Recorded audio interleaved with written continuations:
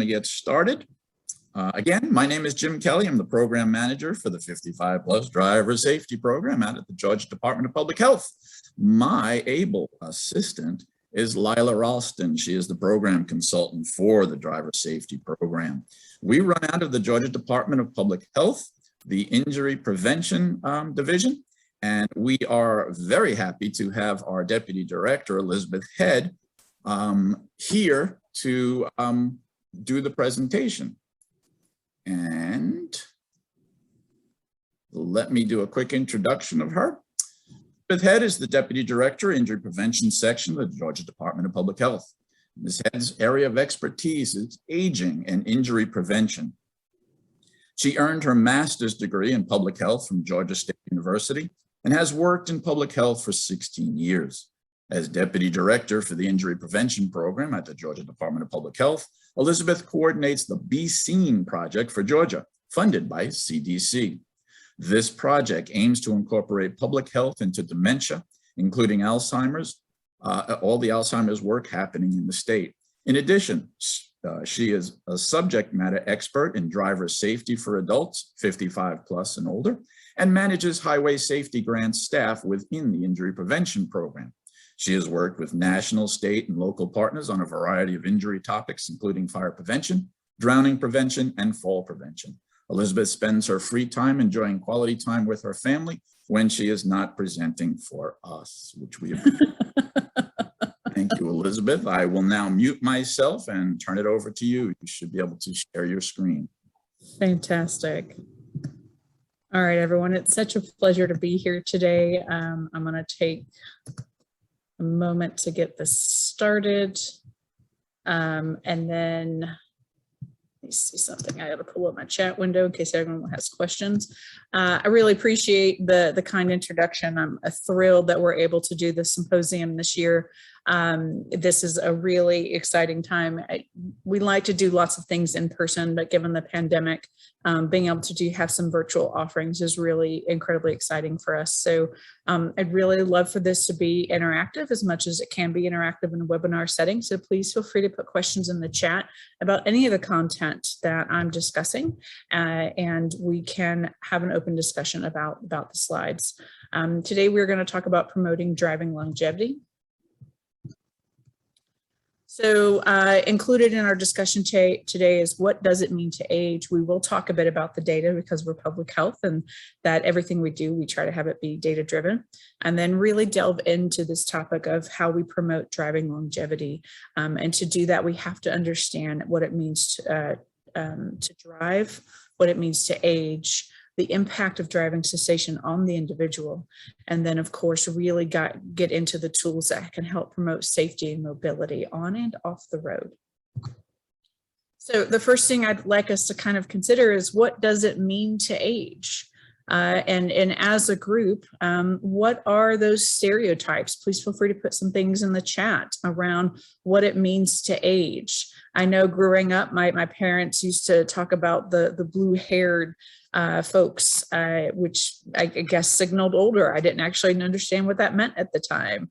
But aging, we tend to think of it as a society as older, slower, less able. And while there are some truths to the changes that happen to us as we age, none of those necessarily make us less able, particularly when we think of ways in which we can compensate for any potential issues we may have.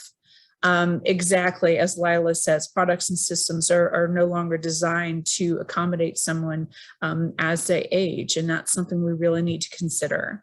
It's also really important that we balance independence and mobility with safety. We can be mobile if we are no longer driving, but do we really want to stop driving? And so that's what we really want to get into today. Sometimes folks have to. Sometimes folks stop driving too soon, and that has its own set of consequences. So we're really excited to be able to chat with all of you about that today. So one of the first things we want to get into are the physical limitations that could impact your safety.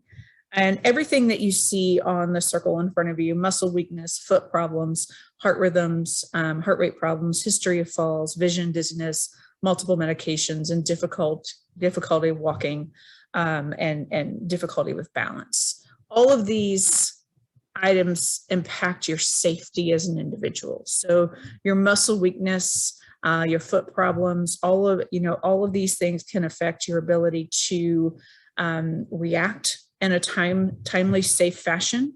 It's going to slow reaction time, your ability to process things. You're inherently distracted. Vision problems seems fairly obvious. You literally may not see something that's happening in front of you, be it a pedestrian, or you may lose your ability to judge the distance between yourself and the car in front of you. Now, what's interesting is that every single one of these risk factors, these things that can impact our safety, they put you at a risk for a fall, but they also put you at risk for a car crash. And so it's important to understand that if you are at risk for a fall, you're also at risk for a car crash or other things that impact your safety. So what we like to do is think through each of these individually and understand what it is that we can do about them. Very often folks see a lot of these things as just being a quote unquote normal part of aging. Well, it's not a normal part of aging to fall. And if it's correctable, then it's not a normal part of aging. The other thing to really consider with each of these is that they often happen slowly enough, and our bodies are incredible in that they compensate for issues. So a really great example is my father had to have lenses replaced in both of his eyes. He had a cataract. In essence, he was blind in his left eye because of the cataract. Had no idea. When the doctor said, Mike, you're going to notice a huge difference. Dad's like, I don't know what you're talking about. Things are just a bit blurry. I'm fine. The doctor had to literally ask him to cover his left eye and read the screen, which was blurry, but he could do it, and then cover his right eye. Only then did my dad understand that he could not see because of the cataract in his left eye. Since his surgery, he has better than 20/20 vision and sees colors he had not seen in 20 years that he didn't even know he wasn't seeing, because our bodies compensate, because these things happen so gradually. So if you have any of these issues, it becomes important to pay attention and prioritize yourself. In addition to normal aging, what you see on the screen in front of you, normal aging, there are some things around mobility, vision, and even cognition in terms of things that we sort of lose, particularly if we're not active. However, it's important to understand the additional issues that happen when a disease process is also in play. So our mobility, we may lose our endurance a bit. We may be not have quite as much muscle strength. That is further impacted by Parkinson's disease, arthritis, and diabetes. So to manage disease processes where it's possible is really important for our mobility, for our vision. A lot of things with vision are correctable if we only take it seriously and go to the doctor and get regular eye exams. Cognition is tough because it's so often a taboo issue. What is great, though, is that if we are taking care of our bodies, if we are managing our chronic diseases, you're also working on having a healthy brain. So there's certainly a lot we don't understand about the disease processes of dementia. However, it's something that with good taking care of yourself, you are also helping to have a healthier brain where possible. So these are really important to consider, all of these, both physical and cognitive impairments, as well as normal aging.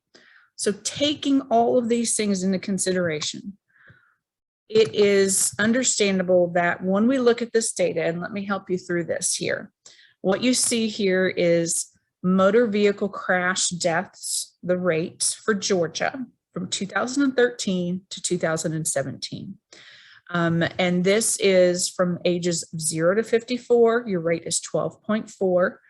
From 55 to 64, you see a good sized jump at 16.3 as the rate. And then at 65 plus, you jump again, a little more slight, to 18.8 as the rate. So this is the overrepresentation of drivers over the age of 55 that die in a car crash. And so this, for us as a public health entity, really drives the need to do the work.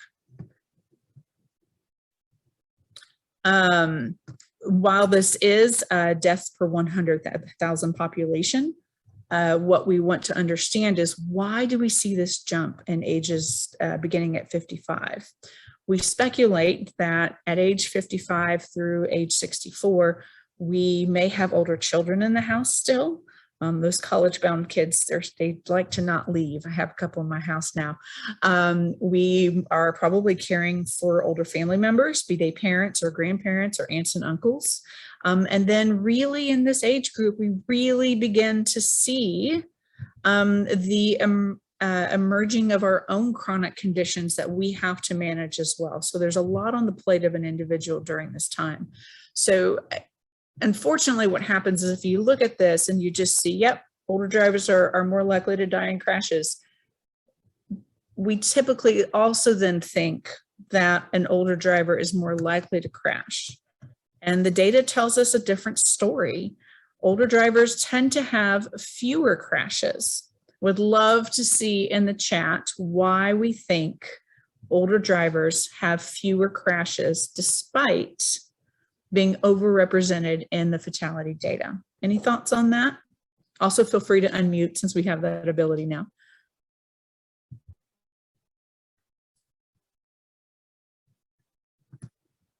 Okay, so some of the reasons include our experience driving.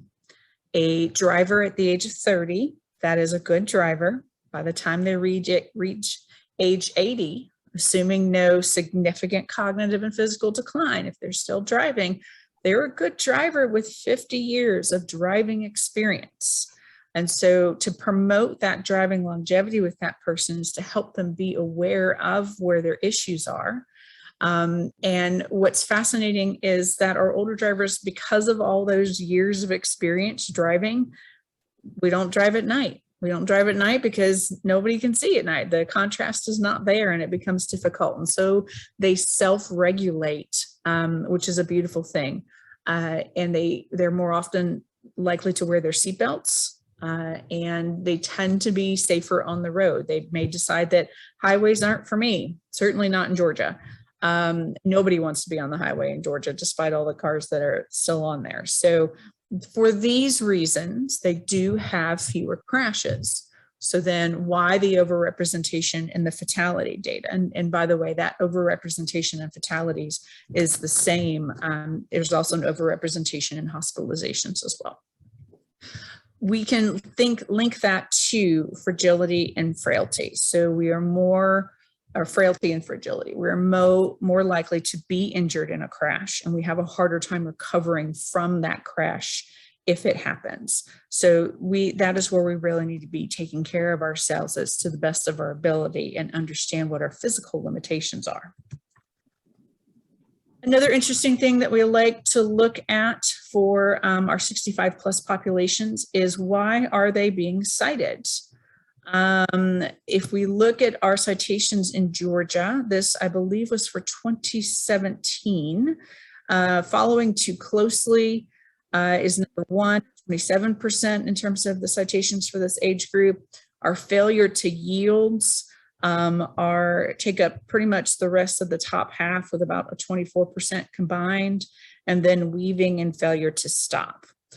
So this is lovely for folks that might need a reminder of let's stay back from the car in front of us. Let's take that extra time when we're turning left. Let's take that extra time anytime we have to yield in a situation. But what we need to remember, and the perspective we need to understand, is that these same citation descriptions, they're the same, nearly the same for other age groups. They're just in a different order. Your failure to stop rises to the top. Your failure to yield turning left kind of stays in that middle-ish area. So folks just get cited for slightly different things as they age, but they're still getting cited. Lila brings into the chat a really important point about taking blood thinners. So that increase in bleeding in a crash leads them to have a harder time recovering. Super important point. Now, I want to talk with the group now about the mental piece of all of this. Please think to yourselves, please feel free to unmute yourself and say it out loud or put it in the chat. How old were you when you got your first set of keys? Anybody? How old were you when you got your first set of keys? I see 15 and 16. Yep. 15 and a half. Man, that 15 and a half was important in my household. Yeah, so mid-teens from the folks I'm seeing in the chat. On presentations we've done in the past, we see anywhere from 14, those are usually the farming kids. That's where I grew up, all the way up to 21. Those are more your city kids. So keeping in mind this wide age range, what I would say to you is that we actually got our very first set of keys when we were much, much younger, toddlers even. And so I know that when the kids in our family get these fun little keys, hopefully the ones in your family don't make noises like that said on the screen, they're really excited because they get to be like mom and dad, like older brother and older sister. 15 on keys, but learn to drive starting at 10 to 12 in the country. Absolutely. My dad used to take us to a park all the time. He controlled the gas. We controlled the steering wheel until we did something crazy. But to have these keys, these play keys, I know you probably feel like I tricked you a little bit, but to have these play keys meant that we could emulate our older family members.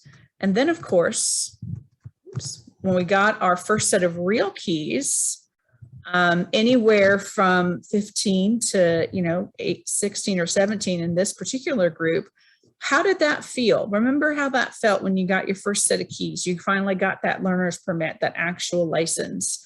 What are the things that were there for you? For me, it was freedom, independence, responsibility.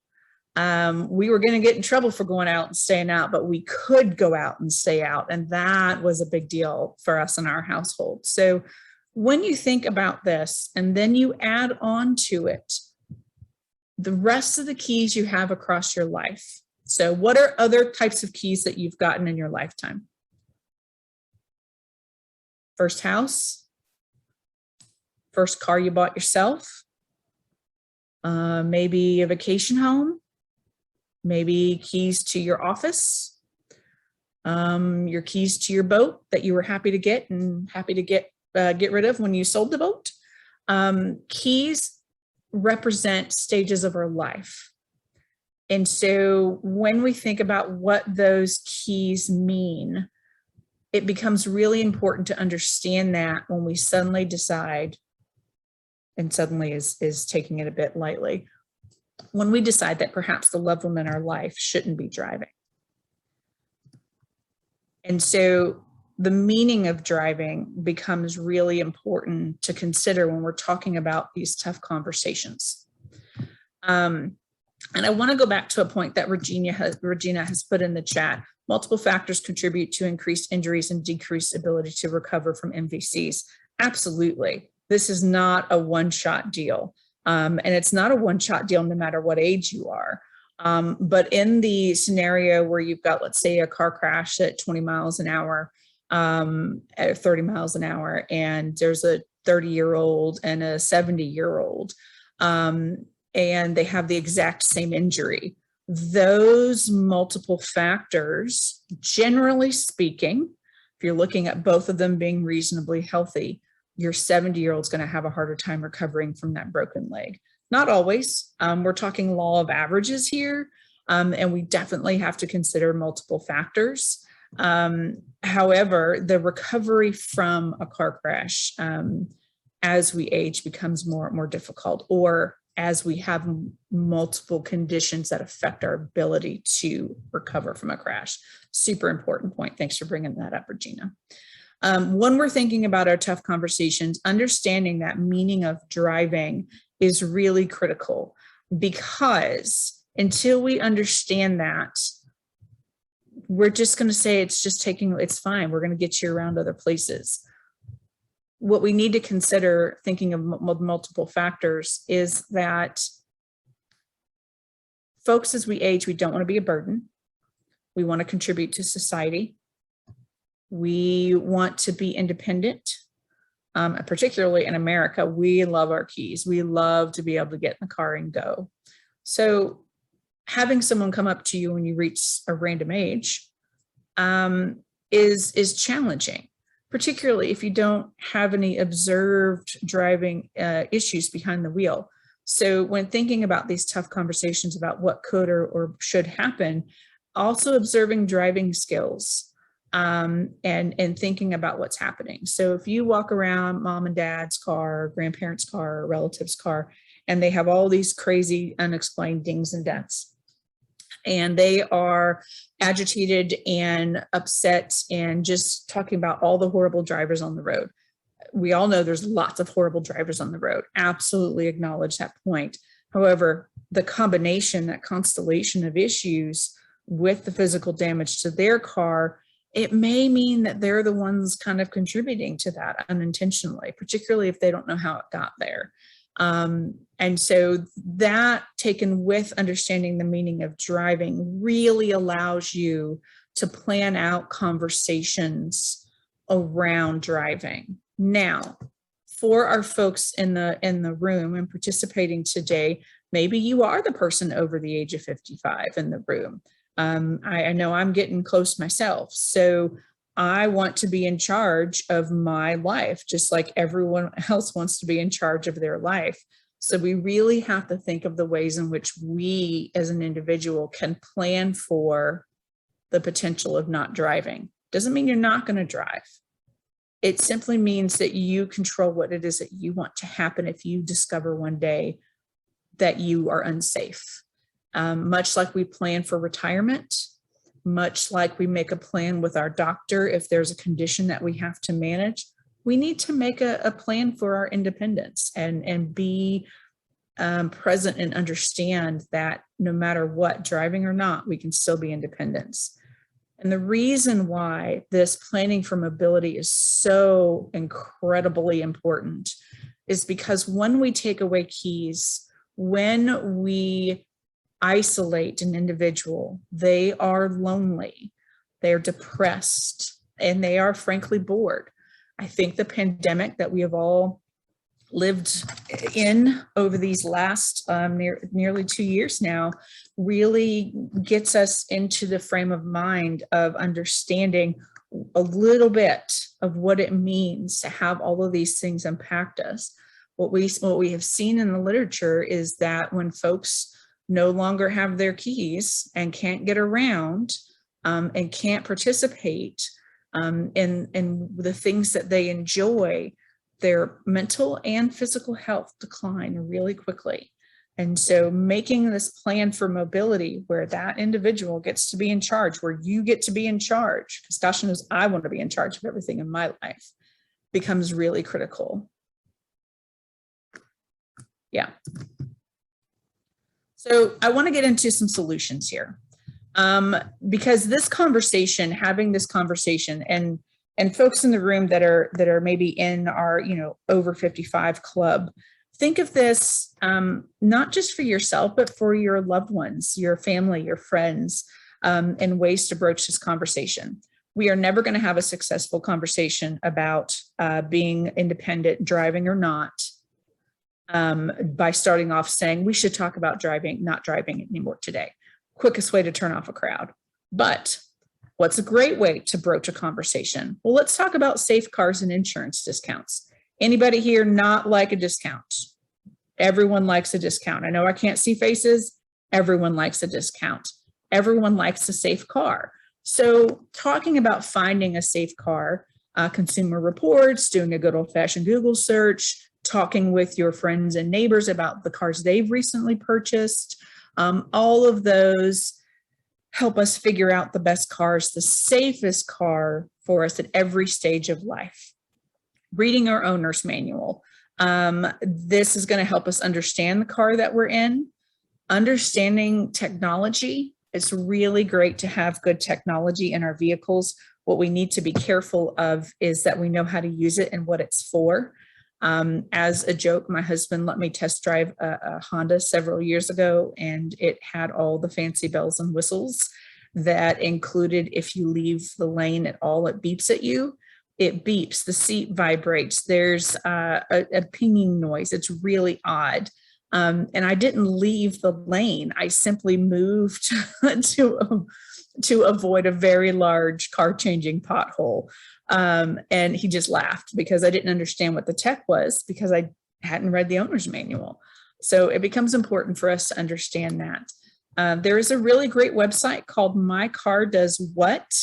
I believe Lila or someone can probably put that in the chat, but I'm going to click on it super fast. It might let us go to it. We'll see.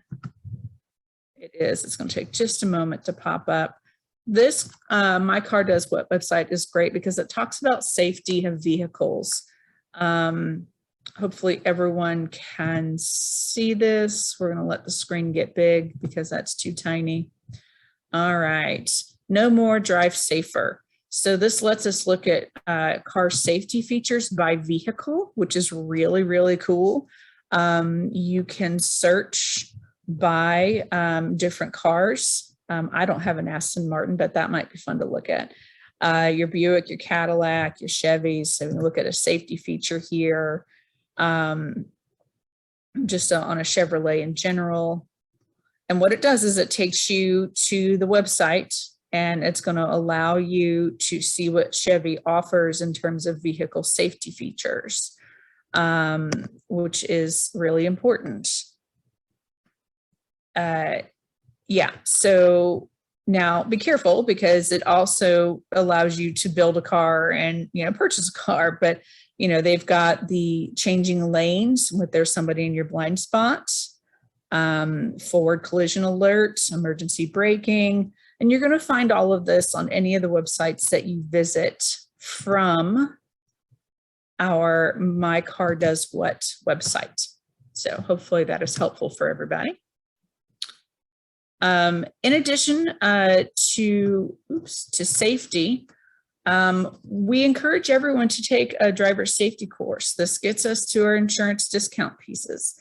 Not every insurance offers this, so it's important to check with your insurer. However, a good number of insurance companies will give you a 5 to 10% insurance discount that lasts for a couple of years if you take an approved course through them. They're not on the road tests. They're not assessing your ability to drive. It's a classroom style, kind of like this.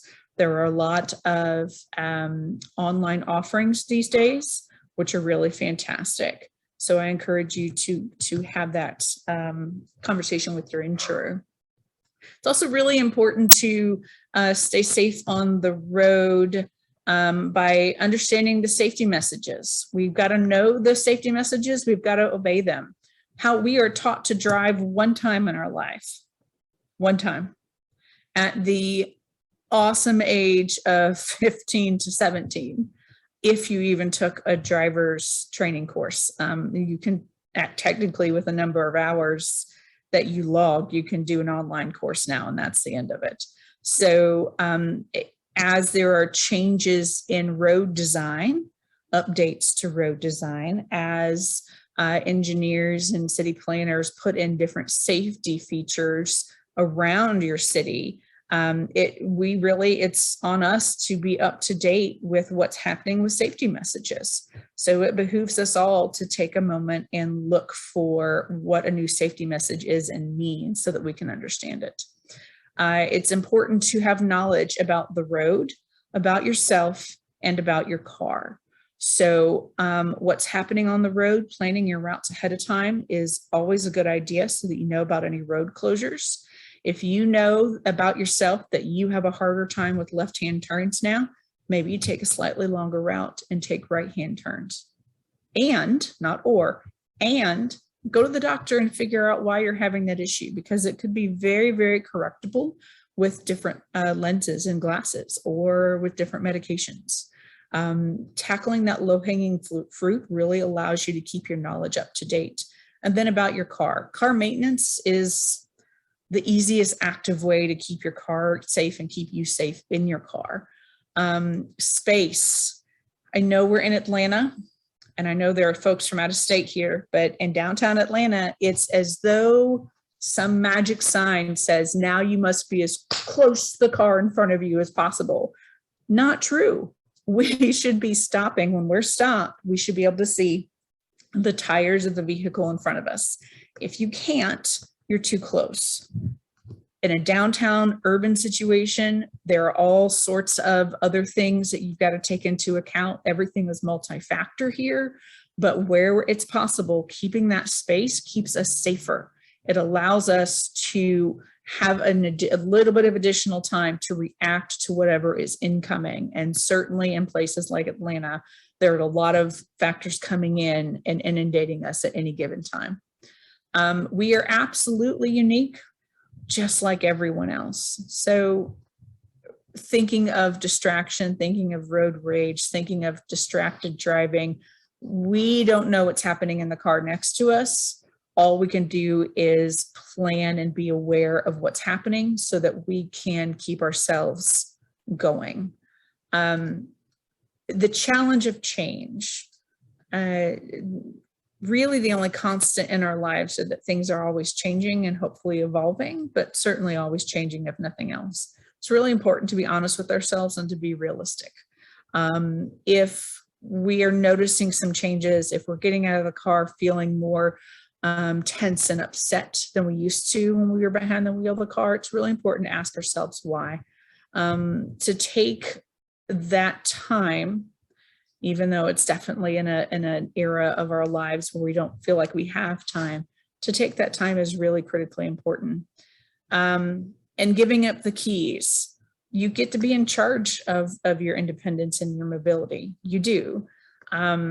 So think about when you would want, under what circumstances would you decide that it's okay to find mobility in other ways? And you can only do that if you're honest with yourself and realistic about, one, your abilities, and two, what's happening with you in your life. So we've got some really great additional websites here in terms of self-help. Hartford Foundation puts out amazing and free publications. I say this for our drivers in the room and for our professionals in the room. These are incredible publications that allow you to give things out to members of the public or members of your church or your community that talk about driving safety, driver evaluations, skills improvement, all sorts of wonderful publications. They do have an older driver safety lab that talk about some of these changes and how you can compensate for them. And then, of course, the last website on this page is called Roadwise Review. And we're going to spend a minute on this. It's at roadwiserx.com. Lila will put it in the chat for me. Here's a screenshot of what the Roadwise RX website looks like. This is a fantastic website because it allows you to put in the name of a medication or an herbal supplement. And if there are potential interactions, potential things that you need to watch out for, it's going to show those to you. It doesn't save your name. It doesn't ask for any information. You can actually print everything that you've typed in afterward so that you have it, but it shows you how medications or how a combination of different medications can impact your safety behind the wheel. And they are, it's incredibly important. Medications can make the difference between driving and not driving. So if you notice a medication that, or if you notice, actually not even a medication, if you notice that gosh, suddenly I feel dizzy at like 11 o'clock every morning or like 2 o'clock in the afternoon every day. What's happening with me? Are you dehydrated? Water is a big deal, particularly in the winter because folks feel like I'm not hot and sweaty, so I don't need to drink water. But right up there with that are your medications. Maybe you should be having more food with your meds. Maybe you've taken on 2 new meds and one's interacting. Maybe your herbal supplement that you've started, because it's just an herbal supplement, it doesn't hurt anything, right? Incorrect. Prescription, non-prescription, herbal, Western medicine, non-traditional medicine, all of these things have interactions with one another. And how you react based on what's happening with your body, thinking of individual uniqueness, is different from how a partner or a friend might react. So a low-hanging fruit is always checking your medications. It may be that the medication that has reliably helped you for the last 2 years is suddenly not working with your body because our bodies change over time. So have those conversations with your doctor, with your pharmacist, but really pay attention to your medications. And Lila has put in what time of day you take meds is often an adjustable factor that does make a difference. And having that conversation with your doctor or pharmacist is really important, but also understanding your body makes a difference. There are lots of folks raised in a generation where you go to the doctor and you say, yes, ma'am, yes, sir, no, ma'am, no, sir. You don't question, you don't ask, you don't advocate. If you don't question, if you don't ask, if you don't advocate, you will not get an answer. So what I encourage folks to do, whether we're talking about fall prevention, driver safety, or brain health, is to write down questions that you have. I keep a notepad by my fridge. Right next to my grocery list is my questions for my doctor list. And I'm like, I wonder, and I write it down. And before I go to the doctor, I'm like, okay, I've answered that one with Google. I still have no idea about this one. And this one, I also need to ask my doc. And I go with my list of questions. And my doctor knows me well enough to say, all right, we're here for your visit, but what questions do you have first? And that's the relationship that I have. So it's really important that you advocate for yourself. And the easiest way to do that is to ask questions about what's going on. So the next tool, which is really great. Please don't try to read this too much. This is because it's too small. The AAA Foundation created a really great little pamphlet. It's called Driver 65 Plus, and it's about driver safety. And in there, they created this self-rating form.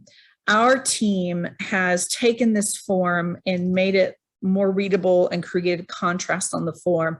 If you would like a copy of our adaptation, which is approved by AAA Foundation, but if you would like a copy of our adaptation of this self-rating form, please put your email in the chat box and we will get that to you because it's electronic and really easy to use. I'll show you on the next slide how to get to the website. But what this does is this is just a little 15 questions. And for each question, you answer what describes you the best. And then it gives you a score, green, yellow, or red. And I was in green. I'm not going to tell you what my score was, 0 to 15, but I was still in green. So maybe you might decide, thank you, Bob. Maybe you might decide that there are some changes that you can make that would be helpful to you. If you want to go online and get the AAA Foundation's version of this, please feel free. This is a little bit of a long website, but if you put in the evaluate your driving ability and AAA Foundation, this will pull up. I just want you to see what the screen looks like so that you have it. Next, I want to talk about CarFit. Who here has heard of CarFit? Please feel free to raising our hands. Thank you for that. So a bunch of folks have raised their hands. Love that. That makes me happy. So we in Georgia call CarFit fast, fun, and free. It's essentially a 12-point checklist. It assesses your ergonomic fit in your vehicle. It does not assess your ability to drive. However, This is a fantastic opening to have a conversation about driving ability, about planning for different mobility options. One of the biggest issues that folks have in the vehicle is not being able to see in their blind spots. So occupational therapists at the checkout often make recommendations for different awesome tools. The first tool I showed you was some mirrors. This tool right here, although this is quickly headed towards obsolete, this tool right here is for helping folks turn their car key in the ignition or even unlocking their car. Again, this is not as relevant quite as it used to be, but it's still a helpful tool. This is a seatbelt grabber. You attach this to your seatbelt and then you can grab it from the side. This helps folks who have, arthritis and mobility issues. If anyone has never heard of these and is interested, you almost always go to Amazon and find these types of tools or speak with an occupational therapist about it. This is a foot grabber. It seems like an invisible dog leash. Maybe my 8-year-old has done that several times. But what you do is you hold the leash kind of end and you put your foot through here. If this is my foot, you put your foot through here, and this helps you get your foot in and out of your vehicle. This is such a simple tool. This is another tool that an occupational therapist may recommend after you've navigated the CarFit 12-point checklist program with a technician. This is my second favorite because this is called a handy bar. My now 85-year-old grandmother looks at my father-in-law and says, I don't need your help to get in your big old SUV that you insisted on buying. I'm just going to get my handy bar. And she gets a little step stool. She sticks the handy bar in the side of that SUV door frame and hauls herself up into the car. So it's super good and super helpful. There are a lot of tools that can be recommended based on going through a CarFit experience. And I really encourage all of you, if you've heard of it but haven't done it, or are trained in it but haven't put yourself through the program, it's really, really good. Absolutely. The handy bar is super great for folks that are recovering for any type of surgery or injury. And that's the other piece here is, by deciding that you want the handy bar, or deciding that, you want this seatbelt grabber, it essentially is a help for you to do the thing that you love to do, which most often is driving so that you can get to your appointments. It doesn't mean that they're permanent, though you may decide that you want it forever. I did not know about a seatbelt shoulder pad. I had no idea this was a thing before I learned about CarFit, but I love mine because it really does keep that seatbelt a little bit further away, but still in the safety zone, which is what we want to have. So please, I encourage you to go to the CarFit website and sign up for courses, sign up for events. If you are not trained, or if you're, a member of our community and you want to attend a CarFit program, because of the pandemic, CarFit National, so our friends at AOTA, AAA, and AARP are not doing, where they're not allowing us to do in-person events, which is super smart, and I appreciate that. They are, however, doing some really cool online educational events around CarFit, which you'll find enjoyable while we wait for the all clear to go ahead and resume in-person events. The next program I want to talk to you about in terms of things that we do as a group is called Yellow Dot. I'm not going to go into huge detail here, but essentially this is a communication program. It does provide medical information for first responders if there's a car crash. And the way that we do that is this yellow decal that you see in front of you goes on your vehicle on the rear window driver's side at the bottom. And you would have a second decal that would go outside your home on a main entry door where it can be seen. So you'd have two in Georgia. Georgia has this program for both the car and the home. Most other states only do it for the car. But what that yellow sticker says is, hey, first responder, I have this yellow folder in my glove box of my vehicle for the car, or on my refrigerator in my home, and it's got emergency information that I want you to know about myself. It can be your next of kin contact. It can be your do not resuscitate paperwork properly filled out. It can be that you're allergic to latex. It can be that you take certain medications that really impact first responders' ability to work with you safely in the field. It can be anything. It can be if I'm in the hospital, you need to go take care of my cat because I love my cat. Anything that you want. It is designed to enhance the existing protocols of our first responders. We've had a lovely save here in Georgia, which we're really proud of. And we have, I think, 20 communities here in Georgia that are doing the program. But this is a communication tool, is really helpful for anybody in a car crash if you were to not be able to speak for yourself. Or frankly, if you think about a car crash, even if you can speak it for yourself, are you going to remember every single thing? You may or may not. So having this handy, you can just say everything I want you to know is in my yellow dot packet. Great program.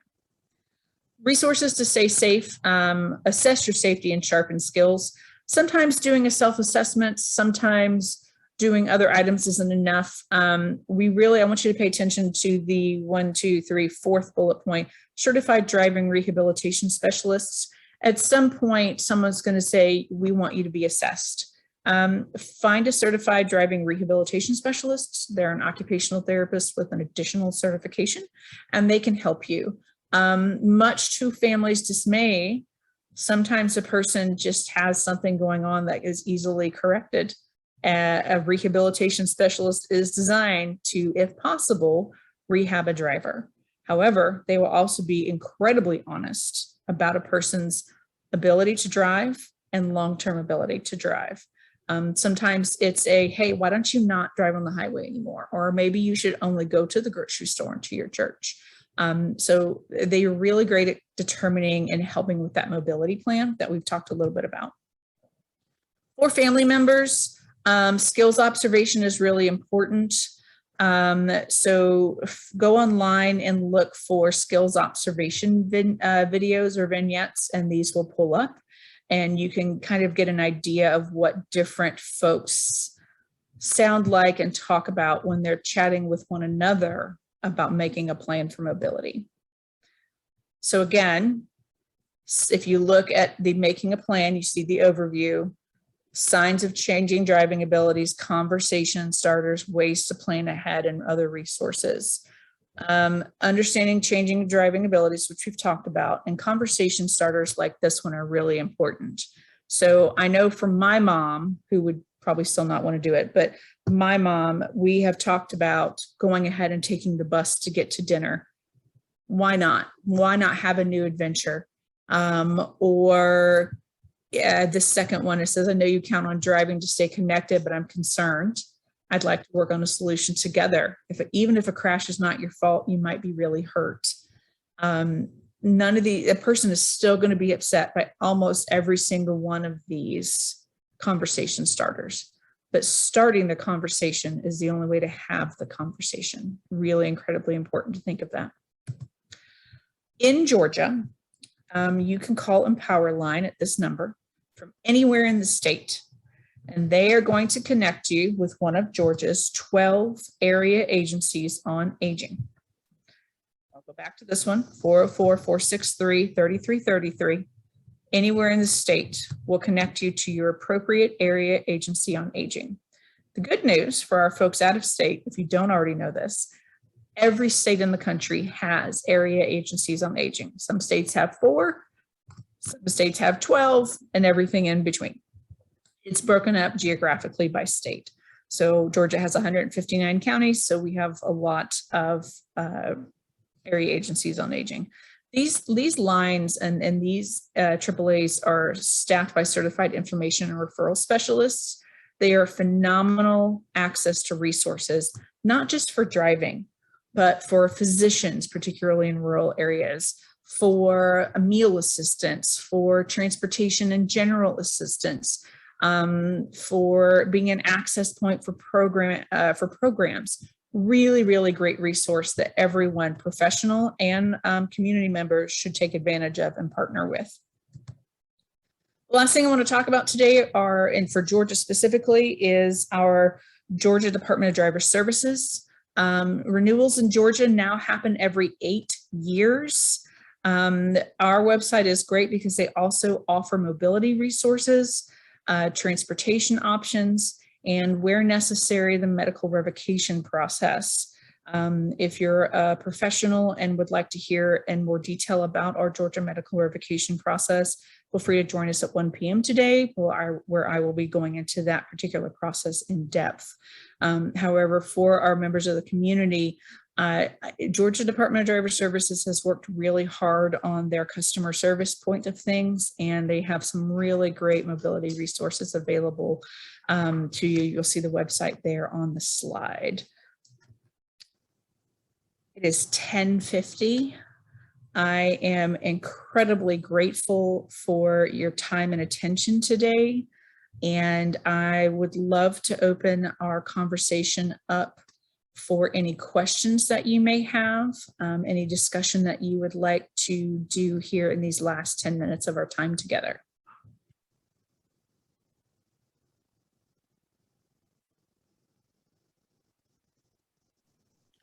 You should all be able to unmute if you do have a question, or you can put it into the chat. I have also put in my email contact. If you wish to get some more information on some of the items that Elizabeth talked about today, please put that in there. I see that. Lloyd, yes, we can do that. If you would just put your email in there, we'll get that out to you.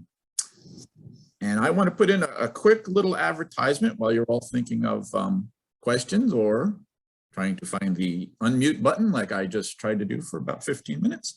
We have what's known as the 55+ driver safety program here in the state of Georgia. It entails working with the Yellow Dot program, the CarFit program, and several other items. One of the areas that I'd like to invite you to consider is we do have a 55+ task team. We work with the Governor's Office of Highway Safety when they develop the strategic highway safety plan for the state. Aging drivers are included as a section of that, along with pedestrians, bicyclists, young drivers, motorcyclists, and so on. We would invite you to partner if you would like to join, or even just sit in on one of our task teams. That's coming up on this month, part of our Raging Aging program on September 15th. Just put a note in the chat or send me an email, and I will send you the information so that you can come sit in on the task team. That would be very great help for us, and also to expand our program here in Georgia. I am seeing we got some folks that want to get the slides. I am not seeing any questions nor hearing anything. We will be here for a few more minutes unless we get something else here. Let me just check the chat. Yeah, it seems like everyone would like to get the slides. We will do that. Absolutely. And Elizabeth, do you have any closing comments, or Lila? I really appreciate everyone's time today. We look forward to hearing from folks and partnering with folks, and you are always welcome to reach out to us anytime. And don't forget, today at 1 o'clock is the another segment today, which will be led by Elizabeth, balancing the physical and cognitive changes that impact safe driving and mobility. I hope we can join you. I hope you can join us for that. And also, please remember to register in advance. The reason for that is we can control who's coming in and coming out of our Zoom meetings. So it gives us all a little bit more protection there. So again, you should have that in email. If not, send me an email and I will forward that to you. That's at 1 p.m. Eastern time today, and that's when we'll start it. If there is nothing else, I will say that we have finished. How are we doing? All right. Thank you all. Let me just check one more chat.